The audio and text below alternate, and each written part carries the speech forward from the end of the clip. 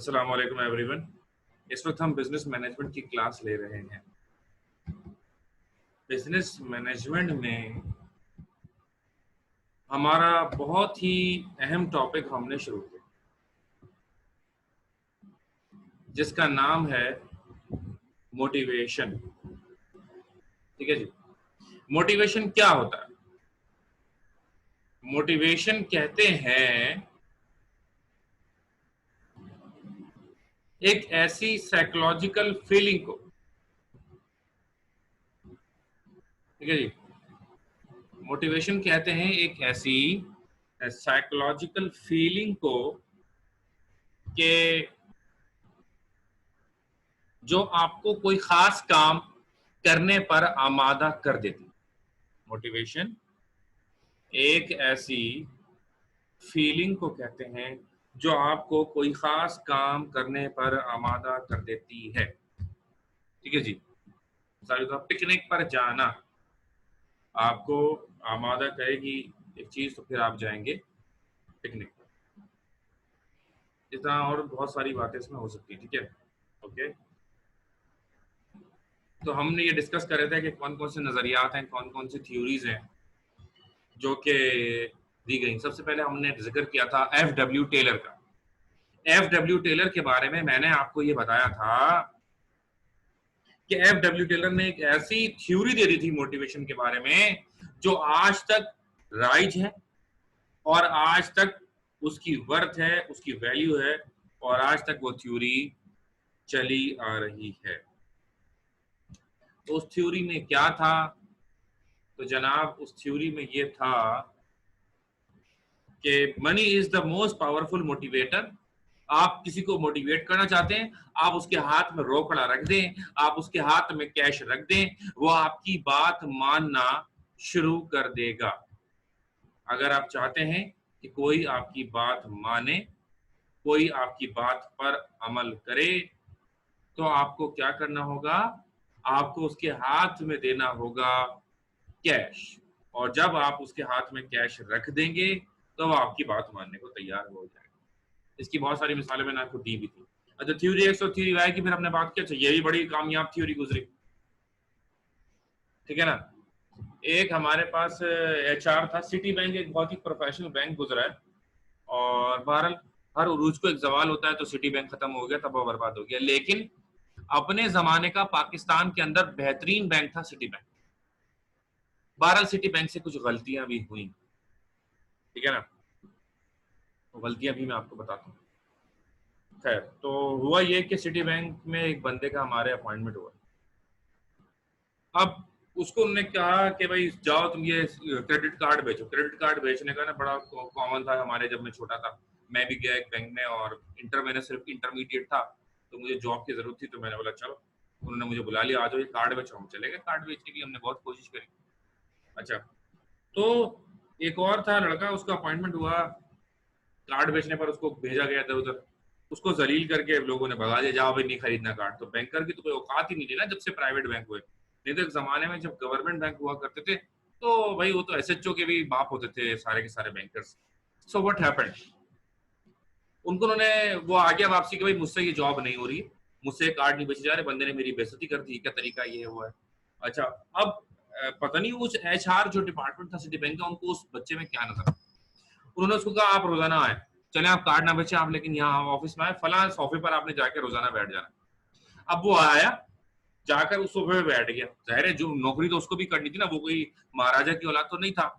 अच्छा, अब दिन गुजरे, एक दिन गुजरा, 2 दिन गुजरे, 15 दिन उन्होंने उसको रोजाना आता, कभी इधर बैठ रहा, कभी उधर बैठ रहा, उसको वो नोट करते रहते, नोटिस करते रहते। वल्लाह आलम वो क्या कर रहे थे, उनको उन्होंने 15 दिन बाद उसको उन्होंने लगा दिया कहीं पर डॉक्यूमेंटेशन डिपार्टमेंट, एग्जामिनेशन डिपार्टमेंट में। उसका काम उन्होंने ये लगाया कि वो ऑब्जर्व करेगा, क्योंकि जब कोई क्रेडिट कार्ड किसी को दिया जाता है, तो एक बंदा उसको बेचने वाला होता है, दूसरा बंदा उसको एनालाइज करता है कि ये सही बंदा है या नहीं, ये अगर उधार लेगा तो क्या ये वापस कर देगा, अगर ये वापस कर देगा तो मैं इसको पैसा दूंगा, मैं इसको क्रेडिट कार्ड दूंगा, मैं इसको उधार दूंगा। अगर मुझे लगता है कि ये पैसा मेरा खा जाएगा तो फिर मैंने उसको उधार नहीं देना। सही है जी। अच्छा, तो ये बात थी थ्योरी एक्स और थ्योरी वाई से रिलेटेड, कि भाई क्या हुआ कि बंदे को भांपते हैं वो कि बंदा है किस नेचर का, तो जिस नेचर का बंदा होता है उससे उसी तरीके से बात की जाती है। अच्छा, बीइंग एज अ मैनेजर, किसी एक मैनेजर की रिस्पॉन्सिबिलिटी क्या होती है? एक मैनेजर का सबसे बड़ा काम यही होता है कि आप बंदे को देखें, आप बंदे को ऑब्जर्व करें, और बंदे को ऑब्जर्व करने के बाद आप ये फैसला करें कि आपने कैसे लेकर चलना है। ठीक है जी, ओके। आगे बढ़ते हैं। थ्योरी एक्शन थ्योरी वाई के बाद एक और थ्योरी होती है,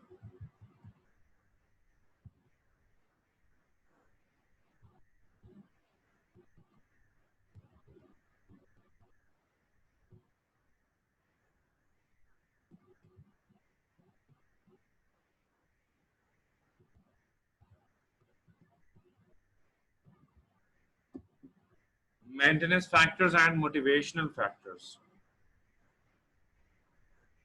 तो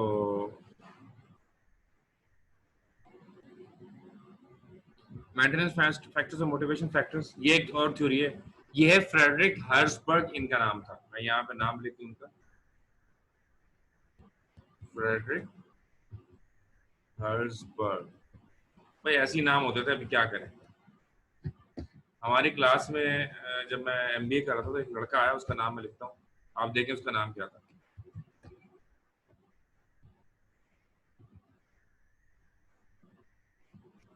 ये उसका नाम था, चैंग म्योंग हुंग, ये उसका नाम था। इस तरह लिखता था वो, जे को चे पढ़ते हैं बेसिकली वो ना, चे वो होता, लिखा हुआ जे होता है लेकिन वो चे पढ़ते हैं उसको, तो चैंग म्योंग होंग उसका नाम था। तो ये लड़का जो था मेरी क्लास में, मेरा क्लासमेट था। अब उसका नाम पूछा उन्होंने, उसने बताया टीचर को ये मेरा नाम। तो अब भाई हम भी छोटे थे, ज़ाहिर इतने बड़े तो नहीं थे, हम भी हंसने लगे उसका नाम सुन। वो हमारे नाम सुन के हंसता था, हम उसके नाम सुन के हंसते थे। ठीक है ना, तो ये होता है, कल्चर में अलग अलग, कल्चर में अलग अलग नाम होते हैं। हमारे यहाँ जो है ना, ये जो बंदा था कोरियन था, बेसिकली कोरियन, कोरियन था वो। अच्छा, तो हमारे यहाँ पठानों के नाम थोड़े से डिफरेंट होते हैं। समंदर खान, दरिया खान, पहाड़ खान, एक बंदे का नाम देखा अफगानिस्तान, पाकिस्तान, ऐसे नाम रख देते हैं वो। तो इतवार नाम है, जुम्मा एक नाम होता है, जुम्मा तो बहुत ही कॉमन नाम है, आपने सुना ही होगा। इतवार भी नाम होता है, मंगल नाम होता है। तो अजीबो गरीब नाम होते हैं, पहाड़, दरिया। तो सवाल बीबी और जवाब खान, मैंने वो मियाँ बीवी देखे, एक औरत का नाम सवाल बीबी और मर्द का नाम जवाब खान। सवाल बीबी और जवाब खान मतलब, खैर चले। Maintenance factors and motivation factors की हम बात करते हैं। ये भी एक थ्योरी है। तो फ्रेडरिक हर्सबर्ग ने ये कहा कि अगर कोई बंदा कहीं पर जॉब करता है, ठीक है ना, अगर कोई बंदा कहीं पर जॉब करता है, देयर में B minimum requirement for a job. हो सकता है कि कोई मिनिमम रिक्वायरमेंट हो जॉब के लिए। तो फ्रेडरिक हर्सबर्ग ने कहा कि जब कोई बंदा एक जगह पर जॉब करेगा, ठीक है ना, कोई कोई बंदा एक जगह पर जॉब करेगा, तो उसके जॉब करने की कोई ना कोई मिनिमम रिक्वायरमेंट होगी। वो मिनिमम रिक्वायरमेंट क्या होगी? मिनिमम रिक्वायरमेंट है उसकी, वो मेंटेनेंस फैक्टर्स होते हैं।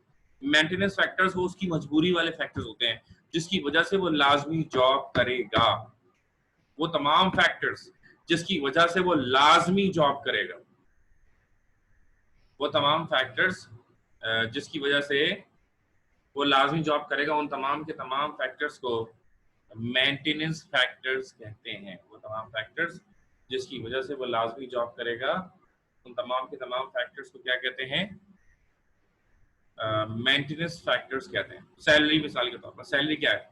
अब बंदे को घर में उसके खाने को नहीं है, हालात खराब है, वो क्या करेगा? What he is going to do?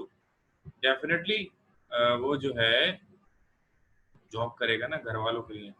और भाई मैं बताऊं आपको, बहुत सारे तो घराने ऐसे, लड़का चलो भाई निकलो, जाओ जाके काम पे कमाई के लेकर आओ, क्या घर में बैठे हुए रोटियां तोड़ो, जाओ जाकर बाहर कमा के लाओ। ऐसा भी होता है लोगों के साथ। आजकल के वालिदैन ऐसा नहीं करते, आजकल के वालिदैन कम ऐसा करते हैं। नहीं तो पहले के वालिदैन तो भाई होते थे, 18 साल का लड़का हुआ, 2 जूते मारे, चल निकल यहाँ से भाई, जाके कमा के लेकर आ, रोटियां तोड़ो है, ये चीज। तो भाई हम तो खैर हम तो पिछली उसमें से आप लोग जब आए हैं, अब मतलब मुझे बीकॉम, मतलब बीकॉम किए मुझे 12-13 साल हो गए यार। भले से मैं आपसे 1-2 साल आगे पीछे का ही हूँ, लेकिन मैंने तो बीकॉम तो यार 12 साल पहले किया। पहले तो हमारे जमाने में तो भी बोलते थे जाओ जाके कमा के लाओ, बड़े हो। आप आजकल के वालिदैन अपने बच्चों की बहुत ज्यादा फिक्र करते हैं, मुझे लगता है बहुत कम वालिदैन है जो अपने बच्चों से बोलते हैं जाओ जाके कमा।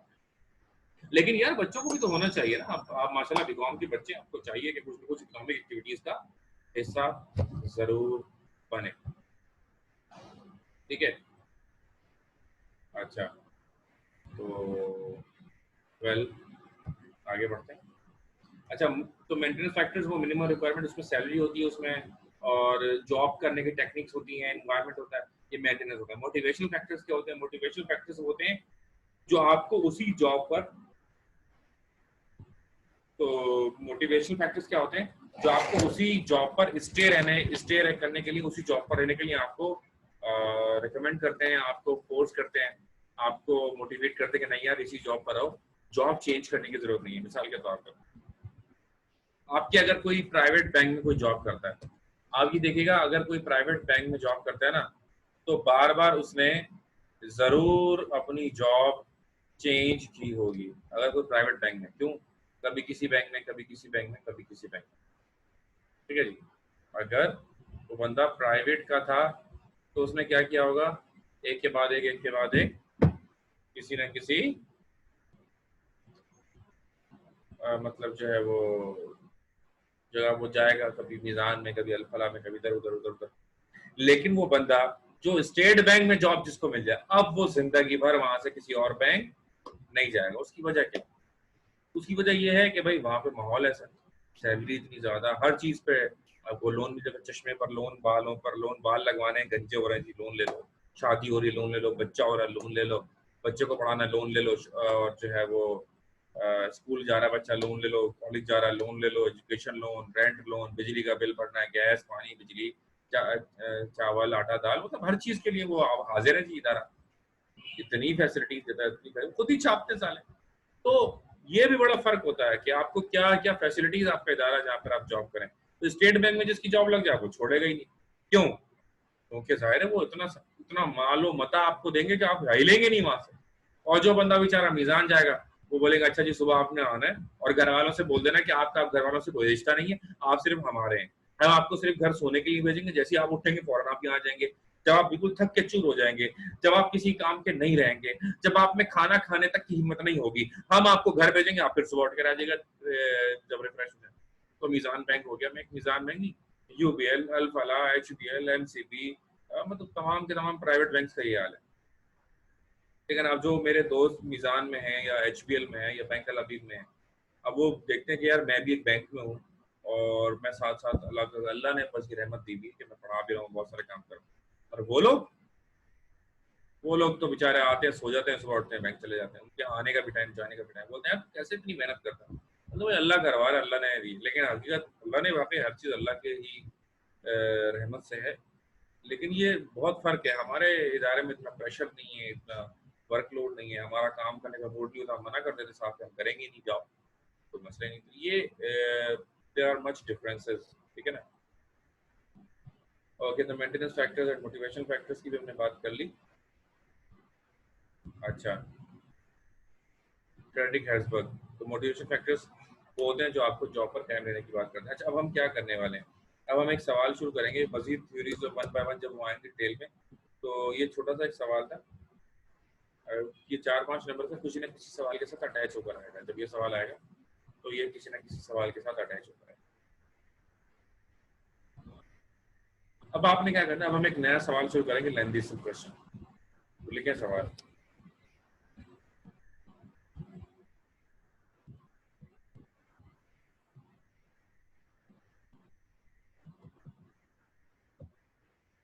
और भी थ्योरीज है वो एक एक करके मैं एक बार बताऊंगा। Explain theory X and theory Y in detail. Explain theory X and theory Y in detail.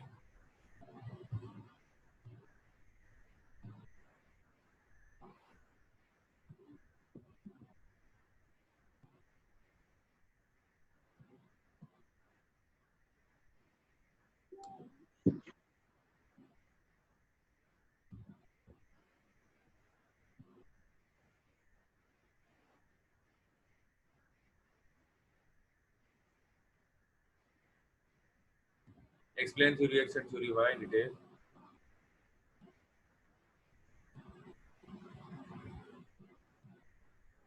ये 1950 में थ्योरी दी गई थी।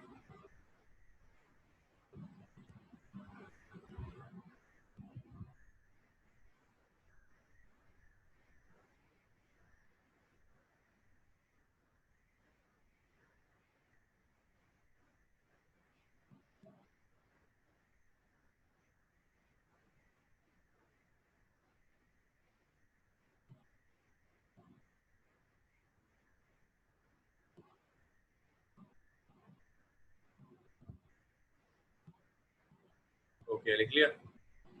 चलें आगे लिखते हैं। सर स्क्रीन शेयर कर दें, आपने स्क्रीन ऑफ की हुई है। जी अभी नजर आई? नजर आ रही है? Yes sir, thank you. Okay okay. Explain theory X and theory Y in detail, heading डालेंगे theory x.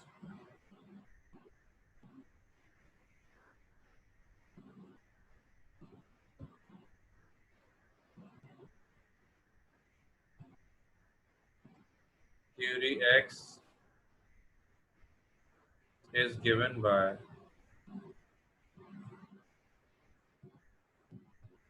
McGregor in 1950. Full stop. This theory is based on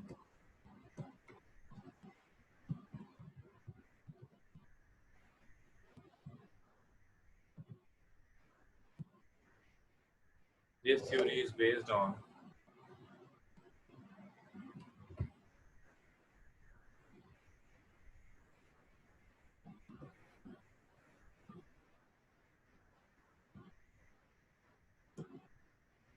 this theory is based on the following assumptions.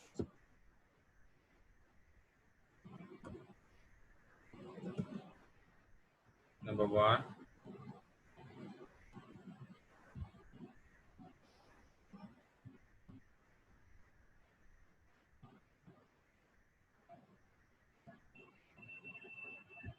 जी निमरा बहुत अच्छी बात की आपने कि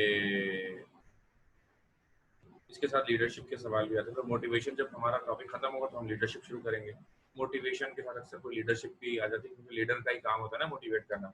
इसलिए ये है चैप्टर अलग अलग, लेकिन ये है कि मैं दोनों चैप्टर ही पढ़ाऊंगा आपको, तो दोनों से मिलकर एक सवाल बनता है, motivation and leadership. Theory X is given by is given भी आएगा इसमें तो GIVEN. Theory X is given by McGregor in 1950. This theory is based on the following assumptions. Number one,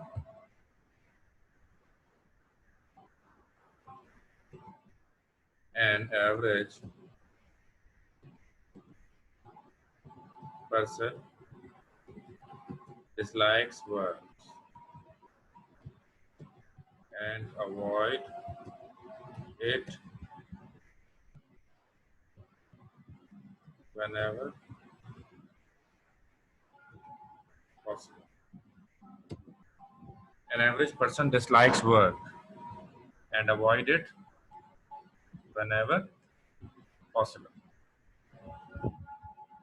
यानी एक एवरेज बंदा क्या करता है, एक एवरेज जो बंदा है वो डिसलाइक करता है वर्क को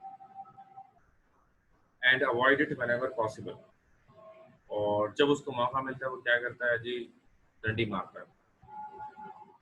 अगर उसको मौका लगे कि यार काम से जान छूट सकती है, काम ना करके भी गुजारा हो सकता है, तो वो क्या करेगा, वो डंडी मार देगा। ठीक है ना, ये समझ आएगा। An average person dislikes work and avoid it whenever possible.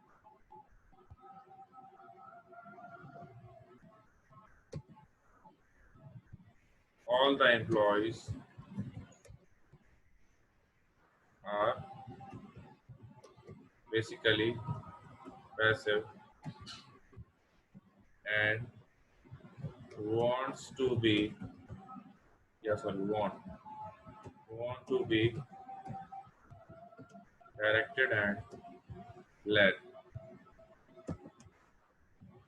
all the employees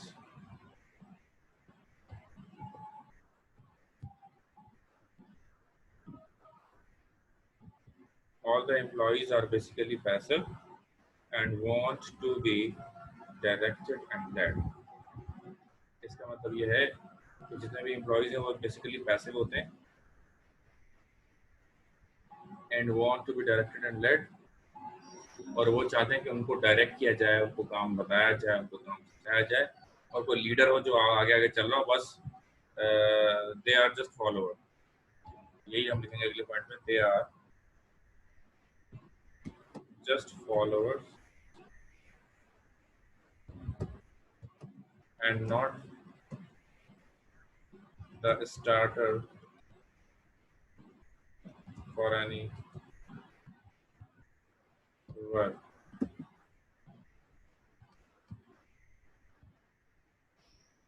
They are just followers and not the starter for any work. क्या होते हैं जी? फॉलोअर्स होते हैं, ये स्टार्टर होते हैं। ठीक है जी, ये कभी भी किसी काम को शुरू नहीं करेंगे, कोई दूसरा शुरू करेगा उसका हिस्सा बन जाएंगे, थोड़ी बहुत मेहनत भी करेंगे अपने तौर पर भी, लेकिन ये है कि कभी भी काम को स्टार्ट नहीं करेंगे और हो सके तो एंड भी नहीं करेंगे। जैसे ही मालिक गया, यानी कि मैनेजर जो है, बॉस जो हो गया, उन्होंने भी भाग लेना है वहां से, ठीक है ना। To get the work done they need to be, आप लोग सब तकरीबन मुझसे ही पढ़ते हैं law, they need to be forced, तो कोर्शन से कोर्स लिखा है जो मैंने लिखा है अभी, forced and written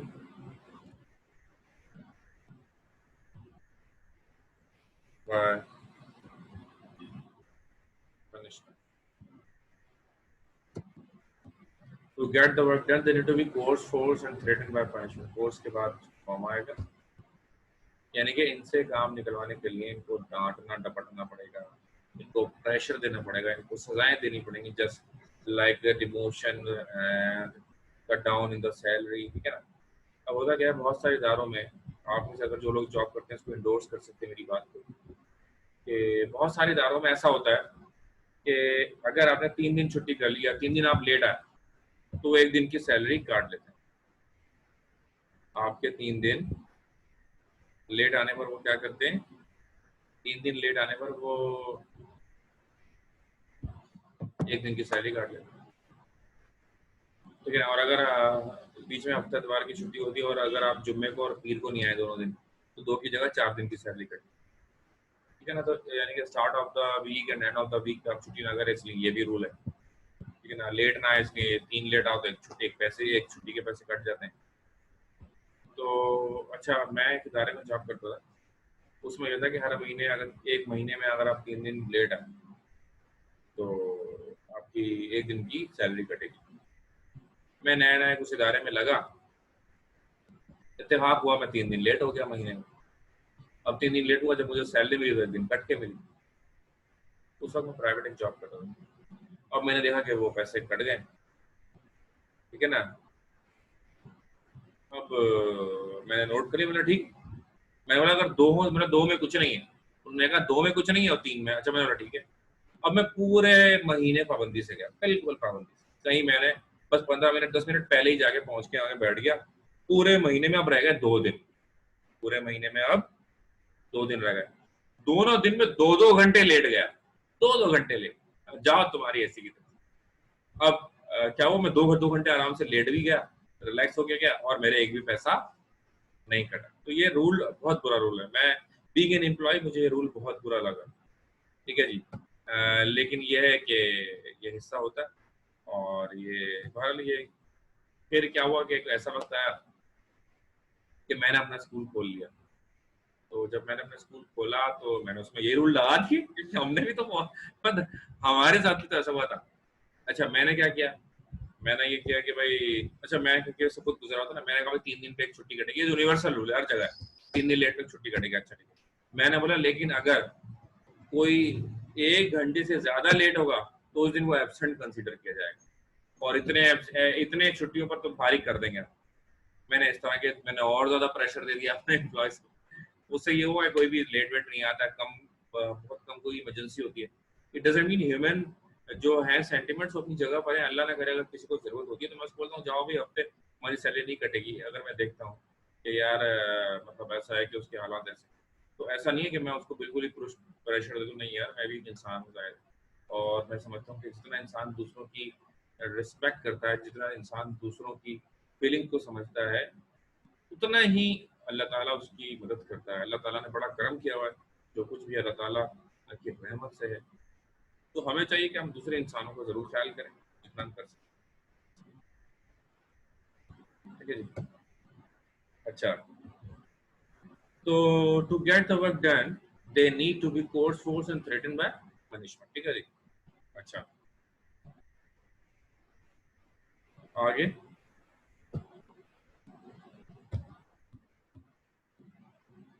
if a manager or leader is not available,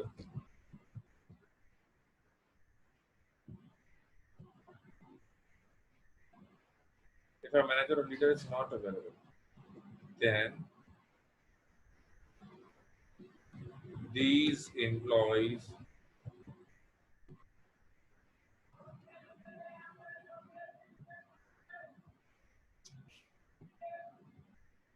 these employees will waste their time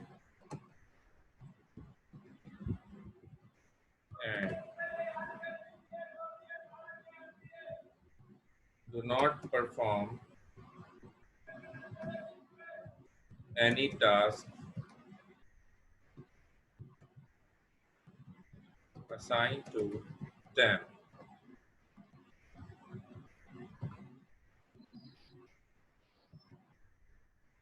लिख लिया?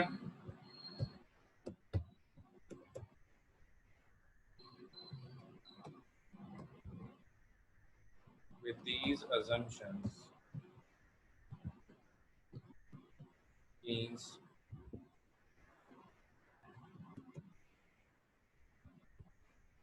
sorry means कहाँ से आ गया? तो पिछली क्लास इग्नोर कीजिए ना, इसलिए कीन्स आ गया। With these assumptions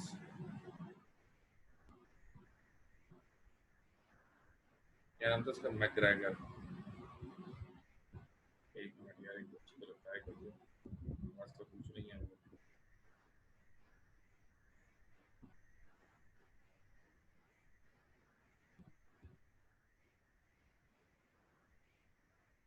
Okay. With these assumptions, McGregor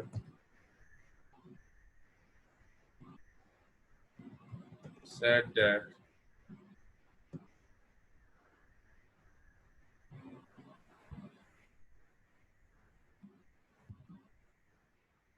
the manager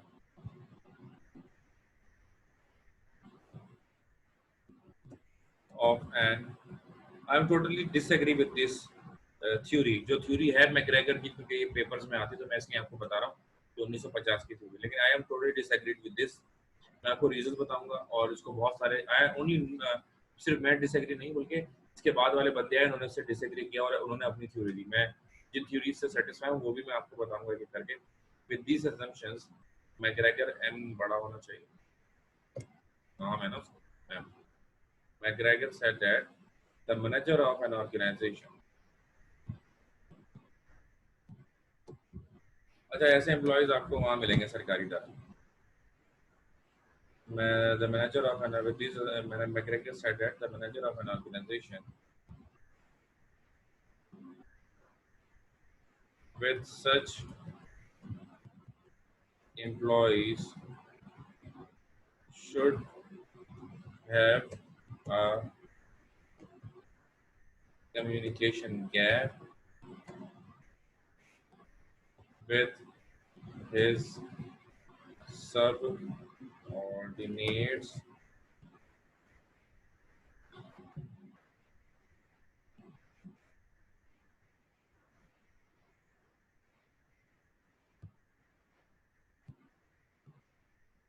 should have a communication gap with his subordinates and never create any environment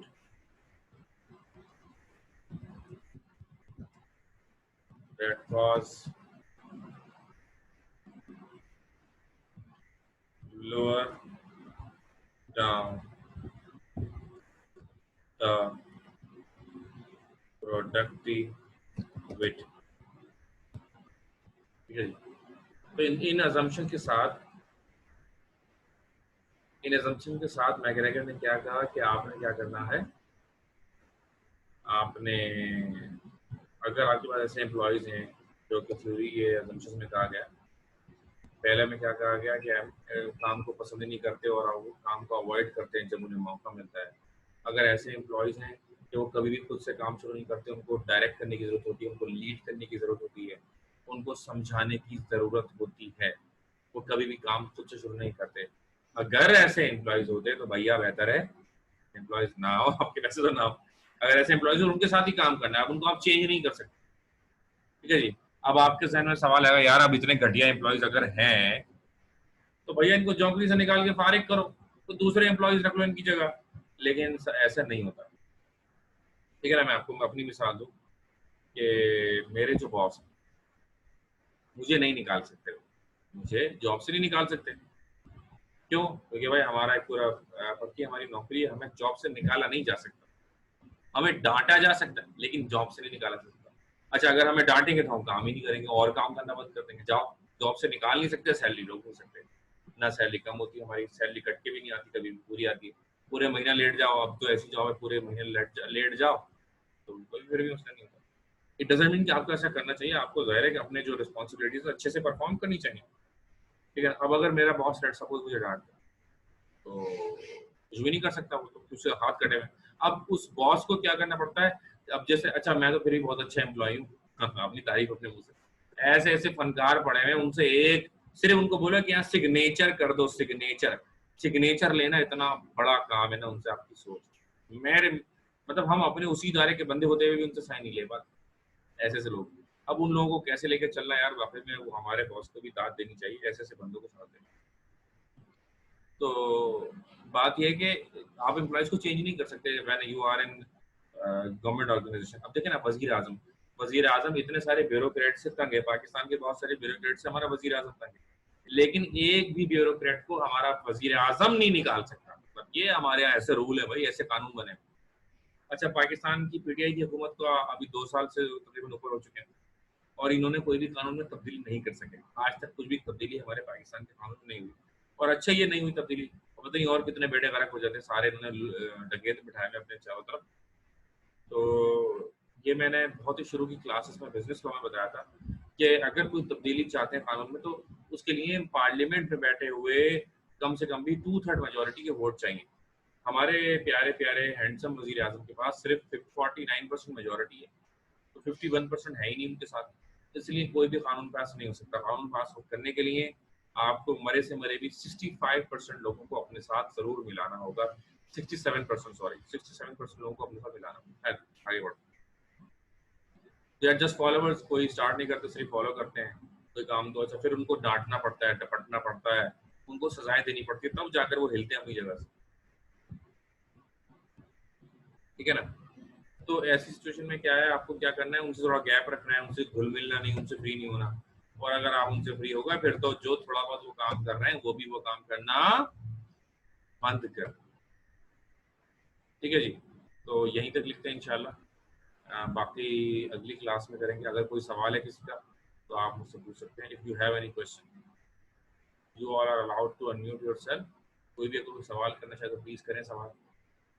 questions are welcome. We have only 2 minutes. Sir मैंने अभी join किया है। जी, आपको recording इंशाल्लाह बेटा मैं दे दूंगा। आप तो ये लेक्चर मैं कैसे दे सकूंगी? मैं आपको अभी जहाँ बैठा हूँ ना, यहाँ से मैं अपलोड करके फिर जाऊंगा, तो आपको मैं अभी लिंक दे देता हूँ। ठीक है। अच्छा, किसी और का कोई सवाल इसके अलावा? चलें। माशाल्लाह। सर मैनेजमेंट की कितनी क्लासेस हो गई? अच्छा, ये अपना नाम बताइए।